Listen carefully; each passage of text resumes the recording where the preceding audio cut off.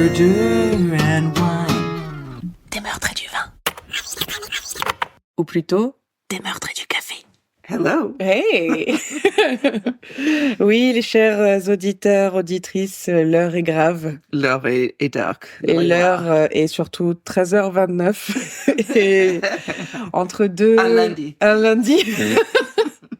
Nous retournons au travail juste après. Donc on s'est dit, est-ce que c'est bien raisonnable? Et la réponse était non. Non, voilà. Pour caler, on voulait pas vous décevoir encore une fois, donc on voulait quand même pouvoir enregistrer, mais on n'a aucune nuit, aucun Voilà, aucun lunch. Voilà, donc vous avez le podcast du lundi des meurtres et du café. Ça serait un bon concept, ça, le podcast du enregistrement du lundi. Voilà. Ça sera des meurtres du café. Alors, maman, aujourd'hui, nous sommes sur... Alors, un péruvien. Alors, c'est du zéro déchet, hein. Je le moule moi-même. Oh. Et je réutilise mon petit sacoche. Alors attends, tu le... Mou, moi. Ouais, mou, pas moule. Moulou. Ah, comment tu... Mouloudre. tu le mous, non? Non, en fait, il y a une machine et Ben oui. tu prends tes graines, je les mets dans un sac réutilisable. Tu le et mous? puis je les... Alors, moi, j'aurais dit moulu, mais en fait... Mais ouais, non, c'est moudre. Moudre. Donc, je le moue. Non, mais voilà. Tu m'as perturbée, je savais plus. Et voilà, et ça fait et ça sent bon et c'est tout chaud et je Mmh. repars avec mon petit sachet de café bien beau. Voilà, donc ce sera... On va partir au Pérou aujourd'hui. Voilà. Il est très rond. Très rond en bouche, Voilà. on adore. Voilà. Oups, elle éteint son téléphone. Excusez-moi. Le professionnalisme avant tout. Plus. Bon, as-tu des sujets aujourd'hui? Non. Miss Charlotte. Non, à part si tu veux, je te parle de la Lituanie. Pourquoi pas? Wow, c'est pas Non. très intéressant. Bah, moi, j'en ai un ou deux. Donc, bon, tu sais, toi, Charlotte, tu sais, mais les autres, moi, je me suis acheté une nouvelle voiture. Je me suis acheté une nouvelle voiture parce que ma tétine commençait. Toujours pas vu. Que tu n'as toujours pas vu. Ben, tu la verras pas aujourd'hui, de toute façon. Puisque j'ai eu un accident de voiture. 7 jours, je l'avais, hein.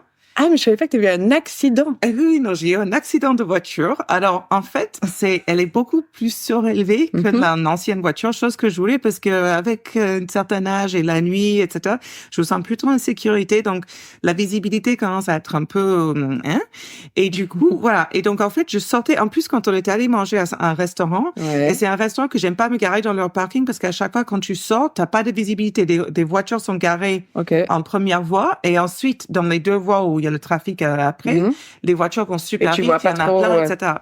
Et ben, du coup, dans ma maladresse et mon truc, je sors de le truc, alors je regarde à droite où il y a une filée de voitures garées et je vois un camion arriver. Donc, je dis, bon, il est un peu loin, je vois. Donc, je regarde à ma gauche en avançant et là, je vois qu'il y a des voitures, mais pas trop, j'essaie de voir et puis boum, clac. Il y a une voiture, je lui rentre dedans. Mais non. Parce qu'en fait, c'est une petite voiture cachée derrière les voitures garées. Et comme moi, je suis plus haut maintenant, je l'ai pas vue. Attends, mais t'as quoi? T'as une Jeep, voiture américaine, là? Non, c'est un Volvo. Ouais, non, tu vois. C'est si haut que ça? Non, mais ce qui est pratique, quand même, c'est un Volvo. Parce que je t'explique, moi, ma voiture, elle a rien. Elle est quand même, comme il y a eu un constat, l'expert doit l'avoir. Donc, elle est au garage. Mais j'ai dit, un Volvo, c'est solide. Parce que moi, ma ancienne, vous devez avoir la quantité de pète qu'elle a, de pigne de cogne. Alors que moi, j'ai dit au Volvo, solide. Et ben, en effet, ma voiture a rien. Mais la voiture. L'autre? Alors, non seulement c'est une petite voiture, c'est une voiture d'auto-école. Ah bien! Avec la conductrice étant une étudiante. Ah, mais super. Ben, ça lui apprendra. Et j'étais dans une rue où à 100 mètres de là où elle devait passer son examen pour avoir son permis. Elle était à 5 minutes. I'm so sorry. Oh merde! Ouais. Et ça faisait 7 jours que j'avais la voiture. Et le gars était fâché avec moi. Je comprenais pas. Et j'étais un peu sonnée sur le coup. Parce que j'ai pas compris comment ça s'est passé. Et en fait, c'est après coup que j'ai réalisé, c'était la que t'avais juste pas vu la voiture. Que je l'ai pas vue parce que je me suis pas du tout habituée à celle-là, quoi. Mais bon, je pense qu'ils ont dû prendre pitié de cette pauvre jeune fille et ils ont dû lui donner son permis coquille. Mais écoute, j'ai le numéro du gars et je suis tentée, même si j'étais super en colère, de l'appeler pour savoir est-ce qu'elle a le prochain épisode. t'inquiète. Il faut qu'on ait la réponse. Je vais Voilà. essayer. Ah, si putain, moi, c'est pas excellent. trop fâché. Donc, t'es vraiment si haute que ça? Ben, tu verras, elle est quand même bien plus élevée. Enfin, quand t'as pas l'habitude, vraiment, t'es au-dessus des petites voitures, D'accord. quoi. En tout cas, c'est une bonne pub pour Volvo. Volvo, that's some good shit. It's a good ad for Volvo, for sure, for sure. Voilà. Donc ça, c'est, Excellent. Mais Ça, semaine c'est ma prochaine, petite car crash. je veux avoir l'info sur la jeune. voilà. Et en attendant, il y a une autre histoire qui m'a beaucoup fait rire. À moins que t'en avais d'autres ou tu veux revenir à la Lituanie. Non. Attends, c'était quoi? Donc, il faut que je le retrouve. Ah mince, on est dans un dead zone de ma maison où mon ordinateur n'est pas Wi-Fi, ouais. connecté. Bon, en gros, Ouais. il y a une petite fille de 8 ans Hein? aux États-Unis qui prend la voiture de ses parents, prend les clés, s'en va. Elle quitte la maison. Il y a des voitures qui voit. où elle est filmée quand elle est sur l'autoroute. Sur l'autoroute? Elle a 8 ans, qui la voit en train de gambader entre les voies parce que elle a 8 ans et sait pas trop conduire. L'alerte a été envoyée comme quoi elle était pas là, donc du coup en utilisant CCTV puis les autres Il moyens. la voit qu'elle s'est juste barrée en voiture. Elle est allée au centre de shopping qu'elle connaissait, qui était à genre 20 minutes ou un peu plus de la maison. Et quand la police l'a retrouvée, elle était en train de faire du shopping avec un frappuccino. Je comprends pas où est le problème, les She's gars. my queen. C'est clair. Je voulais faire du shopping. Ma mère a dit non. Et je pense que cette fille, elle va faire des choses. Elle dans la va, vie. ouais, j'ai Je pris dis les ça, choses je en dis main. rien. J'ai pris les choses en main. Voilà, frappuccino à la main. Et j'imagine la petite C'est clair. il tombe avec son Starbucks, la voiture de maman qui a un pied dans un espèce de parking dans des... La moitié sur le trottoir. Ah, putain, c'est génial. Amazing. Génial. Putain, j'adore. Mais après, tu sais, quand t'es gamin, enfin, moi, j'ai souvent eu envie de prendre la voiture. Ouais. Tu sais, t'as vraiment ce truc où t'es curieux. Tu sais, c'est l'âge où t'es curieux de savoir ce que ça fait quand on te dit non. Et tu veux savoir pourquoi non. Alors, quel âge? Moi, j'avais, alors là, j'avais pas pris la voiture, mais tu sais, c'est le genre de truc où tu veux savoir pourquoi on te dit non, par exemple, ou pourquoi tu le fais. Moi, Donc, pour moi et Max, c'était tous les jours depuis qu'on est né, quoi. voilà. Et en fait, un jour, j'étais avec ma mère qui conduisait, et c'était les années 90, donc j'étais devant, forcément, et je devais avoir 8 ans, 9 ans. Et en fait, je voulais savoir pourquoi on doit obligatoirement fermer la porte du passager, enfin, fermer les portes de voiture. T'es plus intelligente maintenant qu'à 9 ans. Non, en fait, c'était parce que je voulais toujours expérimenter. D'accord. Et en fait, donc, je ferme la porte, Putain, mais tu m'étonnes pourquoi t'es pas la préférée. donc j'ai juste fermé la porte, mais je l'ai pas fermée. Elle était juste rentrée, on va dire. Je dis pas à ma mère, ou pas la ceinture, parce que c'est les années 90 encore une fois. C'était pas comme quelque chose bipé ou quoi. Non, rien. Et du coup, ma mère, on était dans une allée, on était dans une résidence, dans une allée où il y avait des voitures à droite, à gauche, et elle recule pour pouvoir sortir de cette résidence. Et elle recule un peu vite, la portière s'ouvre avec le vent, et là, on racle 3 voitures sur le côté. Et là, il fait, mais enfin, t'es pas. Je sais pas. Donc, elle va le savoir. Je pense, oui. Marie, alors, t'avais pas besoin de bain aujourd'hui? Et ben maintenant, now you do. Donc voilà, maintenant, après, j'ai compris. Je fais, ok, d'accord. Ah oui, toi, il faut vraiment le comprendre de par force. Souvent, quoi. il faut que je vois la chose. Genre, pourquoi? Et puis, j'aime pas suivre ce qu'on me dit. Genre, tu me dis, ferme la porte. Oui, mais pourquoi? Oui, mais t'es toujours comme ça. Oui, c'est ça. Ou genre, on va voir ce film, c'est le meilleur film du monde qui vient de sortir. Oui, mais moi, j'irai pas le voir, tu vois. Oui.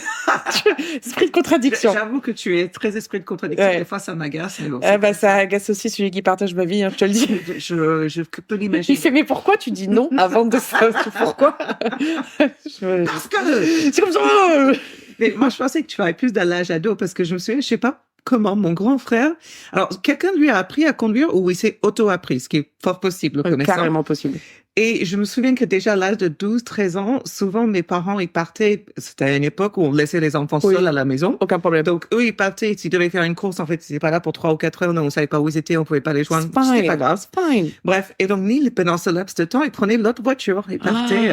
Et je me souviens un moment en particulier, parce qu'il a une prothèse à la jambe gauche, il avait subi une opération, donc il pouvait pas porter sa prothèse, donc il avait que la jambe droite. Et c'était une manuelle, tu vois. Ouais, où t'as besoin de la jambe gauche. Il a appelé son pote, donc ils étaient 2 à la conduire, parce que le pote comprenait pas comment faire l'embrayage. Il pouvait faire les 100, tu vois le truc. Ah ouais, et pas d'accident. Non. Incroyable. Voilà. Ah, c'était un une peu belle plus époque, âgé, hein. Là, c'était 13-14 ans. Mais Mais tu vois, c'est les conneries que tu fais quand t'es ado qui sont vraiment drôles et bah, t'es obligé de faire des conneries, quoi. ouais, on peut avoir des histoires là-dessus aussi. Ah ouais, j'adore. Bref, on va pas passer notre Toute temps sur toutes les façons où on aurait pu mourir, Et elles sont nombreuses. Ouais. On va commencer avec, on va pas présenter le café, hein, parce qu'on l'a déjà fait. Donc, je vais parler du dernier condamné à mort exécuté de l'histoire de France et le dernier homme guillotiné en Europe. Ok. Donc, en 1977, Hamida Djandoubi a été condamné pour assassinat après torture et barbarie, viol et violence avec préméditation. Rien que ça. Alors, revenons. Petite liste. Revenons au commencement. Donc, Hamida Djandoubi est né le 22 septembre 1949 à Tunis. Il est l'aîné d'une famille de 8 enfants et grandit sous les coups de sa mère. Donc, on dirait pas très sympathique, j'imagine. Et ça forge une personne, n'est-ce pas? En 1969, donc lorsqu'il n'a encore que 19 ans, il quitte son pays pour s'installer en France. Il est décrit comme un bel homme jovial, fêtard, selon ceux qui le côtoient. Et il abandonne ses études de droit et devient ouvrier agricole. Ce qui va un peu sceller son destin. 2 années plus tard... Le fait qu'il devient ouvrier agricole? Tu vas voir. D'accord. Parce que je disais, c'est un peu pas raciste, mais... Non, pas du tout. Tu vas voir pourquoi. T'es vraiment dans le jugement, Charles. Ah, mais pas du tout, parce que 2 années plus tard, figure-toi, il perd une de ses jambes, broyée par un motoculteur.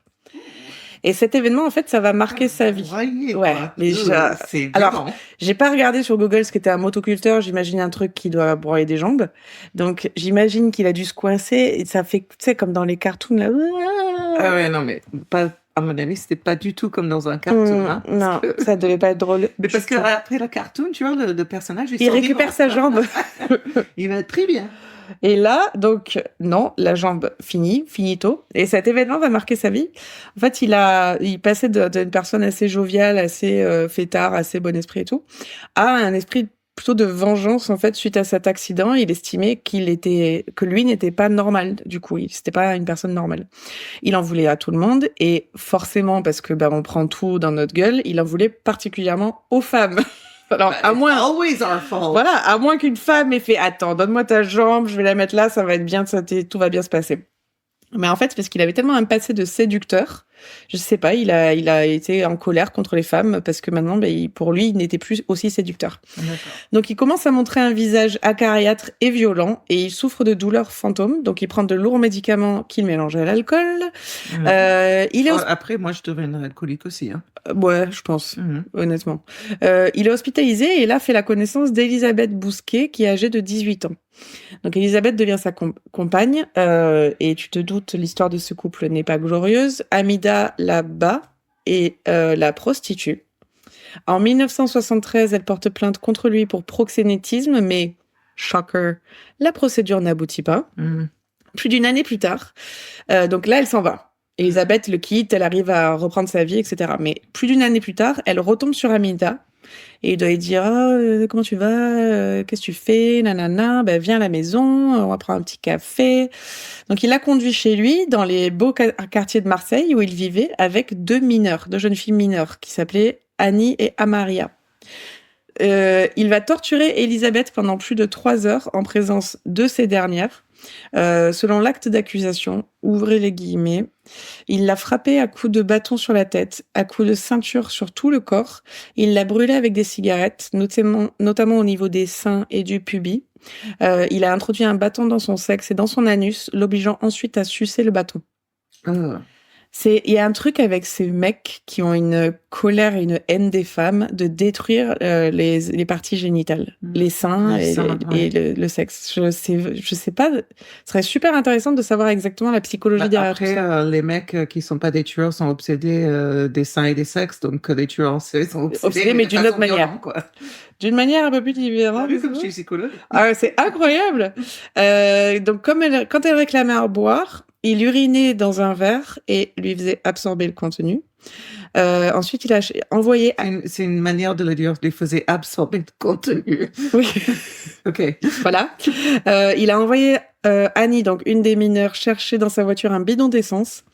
Puis il en a versé une partie sur le ventre de sa victime, à Elisabeth, et il a mis le feu avec des allumettes. En fin d'après-midi, Amida décide d'achever Elisabeth. Donc, il se rend toujours avec Annie et Amaria qui sont mineures. Donc, je sais, ils disent pas quel âge elles avaient, mais enfin, au maximum, elles ont 17 ans, tu vois. Oui. En campagne, ils vont en campagne dans un cabanon abandonné.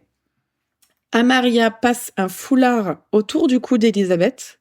Donc, je pense qu'elle a dû être complètement... Enfin, comment dire, il lui a retourné le cerveau pour qu'elle fasse ça, quoi. Enfin, Oui. et Amida étrangle Elisabeth. Le 9 août 1974, Amaria et Annie, qui ont pu fuir, portent plainte pour viol aggravé, séquestration, coups et blessures et menaces de mort. Et 2 jours plus tard, John Dubie est arrêté. Donc là, on est le 24 février 1977 et le procès d'Amida John Dubie débute. Donc là, il a 28 ans. Il est défendu par Émile Polack et Jean Goudaro. Et lors de ce procès, l'avocat général décrit un homme voué au mal avec une âme démoniaque tout orientée vers la souffrance. Donc vraiment, genre, il va recommencer.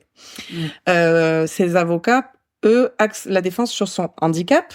Et l'un dit, même maladroitement, là, je peux le faire à la Ondelade si tu veux, on lui a déjà coupé la jambe. On ne va pas en plus lui couper la tête. Alors, non mais et du coup, ok, il a une jambe en moins, donc c'est ok, tout va bien, il y a pas de problème. Mais j'étais en train de regarder un autre truc là-dessus, comme dans notre préparatif, et il y a quelqu'un qui est sorti, enfin, dans l'homicide. Ok, oui, il y a plein de mauvaises choses qui te sont arrivées, et ça, on puisse l'accepter, on peut le prendre en considération, mais ça reste un homicide où le crime reste d'autre, donc tu auras la punition en équivalence. Ben, c'est ça. Donc le fait que ce soit le seul axe de défense des avocats, ça en dit long en fait sur l'affaire. Il est condamné à la peine capitale le 25 février 1977, donc pour assassinat après torture et barbarie, viol et violence avec préméditation. Et John Dubie demeure le dernier prisonnier à avoir eu cette peine. Et après avoir été guillotiné, donc le 10 septembre 1977, à la prison des Baumettes. L'un de ses avocats, donc Jean Goudaro, raconte les instants qui précèdent l'exécution devant les caméras de France 3 en 2006. Nous étions une quinzaine, tous debout naturellement, et un trépied pour que le bonhomme s'assoie avec le bourreau et les 2 aides derrière lui. Alors on lui détache les mains, on lui demande s'il veut une cigarette, il veut une cigarette, puis il en veut une deuxième, puis une troisième, etc., etc. Et en fait, les avocats, là, jouent contre la montre parce qu'ils espèrent une grâce présidentielle. Donc, Jean Goudaro encore raconte, il dit « Je savais que la peine de mort allait être abrogée à la rentrée parlementaire. Et je me disais que j'étais le dernier. Et il se disait « On va pas me le condamner à mort et me le faire exécuter vu que ça va être abrogé. » La grâce est rejetée, forcément, et l'exécution est même avancée au lendemain. Genre, ça va être abrogé, let's go. Donc, Amida John Dubie est réveillée vers 4 heures du matin et on est dans la cour. Et là, en fait, je vais finir mon épisode avec les écrits de Madame Monique Mabelli. En fait, ça je savais pas, t'avais des témoins aux exécutions. Eh ben oui. Mais je savais pas. C'est toujours le cas aux États-Unis. D'accord, ok. Quand les gens, bon, c'est pas la guillotine, parce que moi, c'est quelque chose qu'il faut vouloir voir, hein. Ouais. Mais il y a toujours des personnes qui peuvent être présentes. Il y a souvent des gens de la presse, il y a des proches de la personne. Mais là, je pense et que même des familles du défunt. Et oui, mais là, je pense que c'est des témoins, parce que là, ce sont des témoins qui sont appelés pour témoigner de l'exécution, je sais pas. Parce que là, en fait, à l'époque, Madame Mabelli est doyenne des juges d'instruction à Marseille. Et en fait, elle apprend quelques heures plus tôt qu'elle fait partie des personnes désignées d'office pour assister à l'exécution. Donc, c'est vraiment genre des juges d'instruction qui doivent... Pourquoi pas au mariage comme au décès, quoi. Voilà, donc elle est nommée. Donc là, je vais finir avec ses écrits, parce que ça raconte vraiment ce qui s'est passé. Donc le 9 septembre 1977, exécution capitale de John Dubie, sujet tunisien. À 15h, Monsieur le Président R, il n'y a pas le nom, me fait savoir que je suis désigné pour y assister. Réaction de révolte, mais je ne peux pas m'y soustraire. Je suis habité par cette pensée toute l'après-midi. Mon rôle consisterait éventuellement à recevoir les déclarations du condamné. Donc, après, elle raconte un peu sa journée. Puis, elle va se coucher et Monsieur BL, Donc, me téléphone à 3h15 du matin, comme je lui ai demandé. Je me prépare. Une voiture de police vient me chercher à 4h15. Pendant le trajet, nous ne prononçons pas un mot.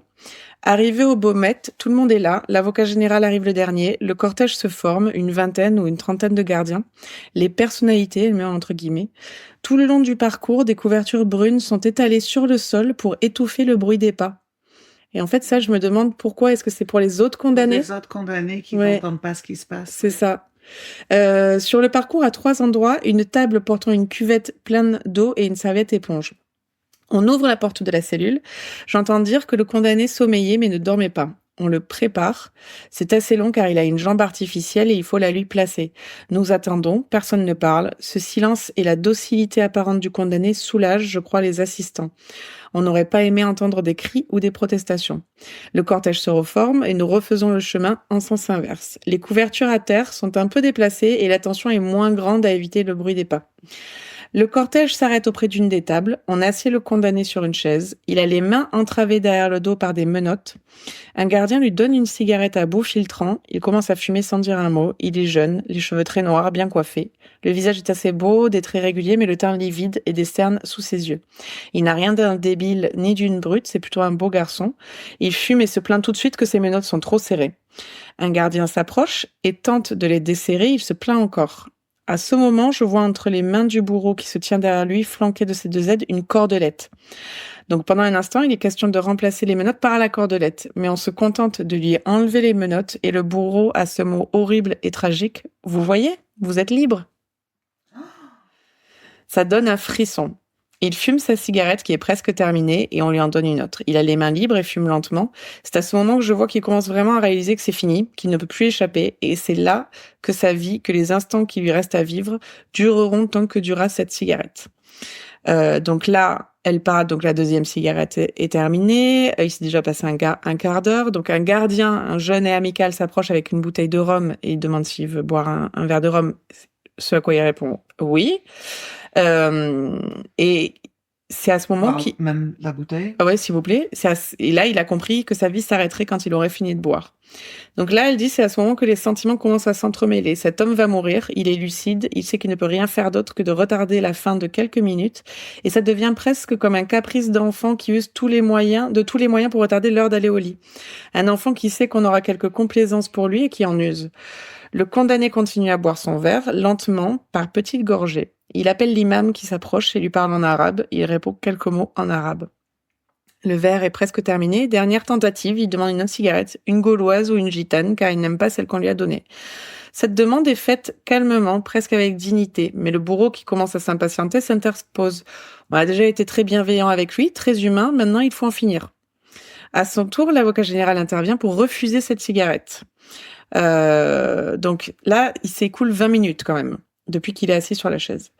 La cigarette est accordée, la dernière cigarette est accordée. On avait laissé... Alors maintenant, une autre réalité se substitue à ce temps qu'il lui est donné. On le lui reprend, la dernière cigarette est refusée. Et pour en finir, on le presse de terminer son verre. Donc là, on commence à le préparer. L'un des aides du bourreau sort prestement une paire de ciseaux de la poche de sa veste et commence à découper le col de sa chemise bleue. Le bourreau fait signe que l'échancrure n'est pas assez large parce qu'il faut dégager le cou. Donc il coupe carrément la chemise dans le dos. En fait, il dénude tout le haut du dos, donc il a les épaules dénudées. Donc ensuite on lui lie les mains derrière le dos avec la cordelette. On le met debout. Les gardiens ouvrent une porte dans le couloir. La guillotine apparaît face à la porte. Presque sans hésiter, je suis les gardiens qui poussent le condamné et j'entre dans la pièce où se trouve la machine. À côté ouvert, un panier en osier brun. Tout va très vite, le corps est presque jeté à plat ventre, mais à ce moment-là, je me tourne non pas par crainte de flancher, mais par une sorte de pudeur, instinctive, viscérale. J'entends un bruit sourd, je me retourne, du sang, beaucoup de sang, du sang très rouge. Le corps a basculé dans le panier. En une seconde, une vie a été tranchée. L'homme qui parlait, moins d'une minute plus tôt, n'est plus. Il n'est plus qu'un pyjama bleu dans un panier. Un gardien prend un tuyau d'arrosage. Il faut vite effacer les traces du crime. J'ai une sorte de nausée que je contrôle et j'ai en moi une révolte froide. Nous allons dans le bureau où l'avocat général s'affaire puérilement pour mettre en forme le procès verbal et il vérifie soigneusement chaque terme. Apparemment, voilà, les PV d'exécution étaient très importants. Elle dit à 5h10, je suis chez moi, j'écris ces lignes, il est 6h10. Donc, Hamida Djandoubi sera le dernier condamné exécuté sous les septennats de Giscard d'Estaing. Après l'élection de François Mitterrand, la peine de mort est abolie parce il s'y était engagé en fait durant sa campagne, malgré une opinion publique défavorable apparemment à... Dans les années 70, c'était pareil aux États-Unis. Hein. Ok, donc ça je savais pas. Je pensais que la France était majoritairement pour l'abolition de la peine de mort. Et la France est le dernier pays de la communauté économique européenne à abolir la peine capitale. Ouais. Je me souviens, parce que je me souviens très bien que c'était en 78, parce que l'année était marquante pour moi, que la peine de mort avait été abolie en France. Et puis en plus, bon c'est con, hein, parce que ça existe encore aux États-Unis, mais la guillotine, même si je sais qu'elle soit, enfin en vrai, très rapide et très rapide. Douleur, ouais. Donc au bar à la chaise électrique, des choses comme ça, mais c'est d'une telle violence de couper la tête de quelqu'un que non seulement a été abolie, mais que la guillotine était aussi en utilisation jusqu'à 78, 77. Et moi, en fait, je me souviens la première fois que j'avais vu ce fait divers, c'était, je sais pas, j'étais adolescente, que le dernier condamné à mort exécuté à la guillotine, c'était en 77. J'étais, mais choquée. Pour moi, ça me faisait, j'étais sur les rois, tu vois, j'étais sur Louis XIV, Louis XVI. C'est Marie-Antoinette. C'est Marie-Antoinette. Et je n'avais aucune idée qu'elle était encore utilisée pour exécuter les, Et d'ailleurs, si vous vous baladez à Paris, vous pouvez voir, alors, il faudrait chercher, je le mettrai sur Instagram, vous pouvez voir les restes, en fait, de la dernière guillotine. En fait, tu vois 4 carrés qui étaient sur les 4 pieds de... Ah, quand c'était des éléments publics. Ouais, quand c'était public sur la place. Et tu peux encore voir cette trace qui est Alors, c'est très intéressant parce que c'est vraiment, j'ai vraiment beaucoup aimé le texte de cette personne qui a pu voir ça et puis qui écrit très bien d'ailleurs. Oui. Mais ce qui est intéressant, c'est quand elle dit qu'ils ont sorti l'eau tout de suite, parce qu'il fallait effacer tout de suite le crime. Oui. Elle a traité ça de crime. Ouais. Et c'est intéressant quand même. Donc clairement, elle, quelque part, était contre. Elle était complètement contre la peine de mort. Après, ça relance toujours un débat parce que moi, en fait, j'hésitais à mettre ce texte parce que ce texte presque, bien sûr, humanise Hamida Djandoubi et humanise aussi quelqu'un qui sait qu'il va mourir, mais ça reste quand même un meurtrier affreux, qui a fait des choses horribles, qui a torturé des jeunes filles, qui a tué Elisabeth. Et pour moi, c'est une merde. C'est la pire des choses. Mais c'est vrai que quand tu lis ce texte, ça t'amène un autre angle, en fait, de... C'est comme dans tout, à chaque fois qu'on raconte une histoire, on est clairement pour les survivants ou pour les victimes. J'accorde pas voilà, c'est comme je dis, c'est un homicide, il faut faire en sorte. Après, on sait très bien que, enfin, moi, je suis contre la peine de mort, parce que cette idée que c'est tout noir ou blanc, que quelqu'un est juste un monstre, n'est pas réel. Tout le monde a une histoire à raconter, tout le monde a une douceur, a une gentillesse, tout le monde a été enfant, tout le monde a une maman. Enfin, c'est beaucoup plus nuancé, une personne. Tu tues, t'es tué. Voilà, que ça. On n'est pas dans un temps biblique. C'est ça, parce que c'est ce qui met dans la Bible, c'est un œil pour un œil, une dent pour une dent. Après, là, dans la Bible, on te dit aussi qu'il faut pardonner, mais c'est moi. Enfin, la Bible, il est bourré de contradictions. Ah ça c'est pas mon livre de chevet, ça c'est sûr. Mais après, moi, je passe par plein d'émotions et plein d'avis, dans le sens où, moi, j'aimerais par exemple que les criminels, si tu as violé une jeune fille et que tu l'as tuée ou torturée, je me dis, il faudrait que tu subisses la même chose pour voir ce que tu as fait subir à un autre être humain, en fait. Mais après, je sais que ça fonctionne pas comme ça. Et comme tu dis, c'est vrai que c'est intéressant parce que, par exemple, Ted Bundy, avant son exécution, a appelé sa mère. Donc c'est vrai qu'il y a toujours, ça reste le fils de sa mère, quoi. Ça reste un enfant face à sa maman. Oui. Mais ouais. Après aussi, il faut imaginer des choses dans un monde juste où, enfin, tu vois, ce qui est arrivé, c'est qui va décider de ça, c'est qui va le faire, parce que dans un monde où il y a une certaine justice, où que les gens ont des éthiques et des valeurs, il y a des gens qui sont assoiffés de pouvoir, ou des gens, imagine déjà qu'il y a plein de gens qui sont morts, qui ont eu la peine de mort, qui en fait étaient innocents de leur crime. Oui, mais bien sûr, il y en a plein. On va imaginer la même chose, on a torturé, on a fait ci, on a fait ça.